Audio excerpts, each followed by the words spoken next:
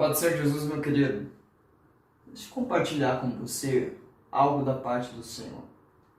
O evangelista Mateus, no seu capítulo de número 16, versículo de número 18, narra um texto famosíssimo. Jesus está conversando com Pedro. Até então, antigamente, era conhecido como Simão. Você sabia que a palavra Simão significa ouvinte?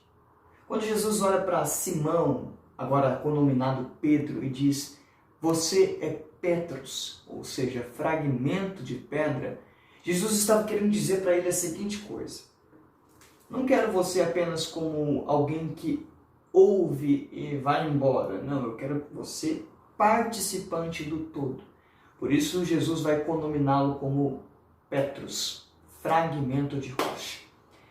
Há uma personagem bíblica que compreendeu isso de forma bem sucinta e bem clara ao longo da sua vida. Jó, no seu capítulo de número 42, versículo de número 5, diz: antes eu conhecia só de ouvir falar.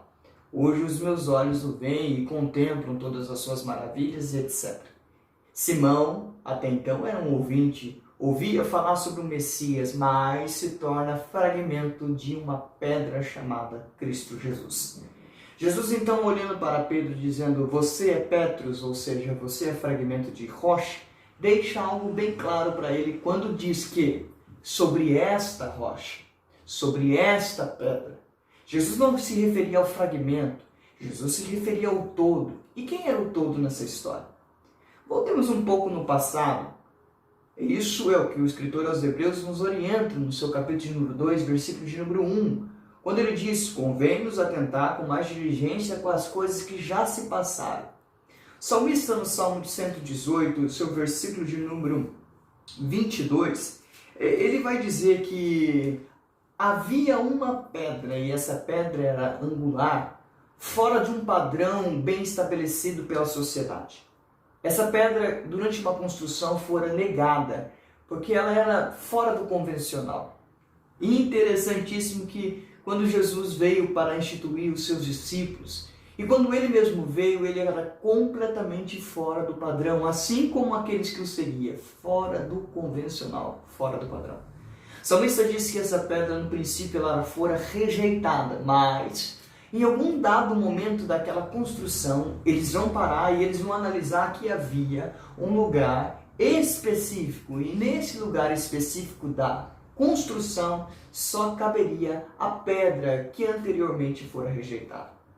Certa feita, Nabucodonosor vai ter um sonho, e ele sonha com uma estátua com diferentes materiais na composição dessa estátua, cabeça de uma coisa, braço de outra coisa, finalizando lá nos pés, onde ele disse que o barro estava misturado com ferro, algo que não havia liga, mas de repente uma rocha é cortada, e essa rocha, quando cortada, esmiuça parte a parte daquela grandiosa estátua.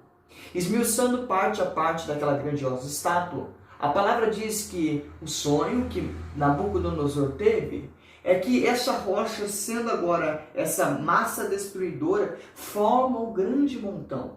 E diferentemente do reino da cabeça de ouro, que era a Babilônia, a Pérsia, a Grécia, a Roma, no futuro, este reino da rocha nunca passaria. Livro do profeta Ezequiel, no seu capítulo de número 22, versículo de número 30, Jesus, ou melhor dizendo, Deus está conversando com o profeta, e nesse diálogo com o profeta, ele diz que buscara entre os homens um que estivesse perante ele na terra, que estivesse tapando o muro, que estivesse na brecha. Mas ele finaliza com uma triste notícia para o profeta Ezequiel, quando diz que não houve um homem capaz de entrar na brecha. Quando Jesus, o nosso pedagogo, o nosso a nossa instrução chega, ele deixa bem claro quem ele é e qual é a sua finalidade.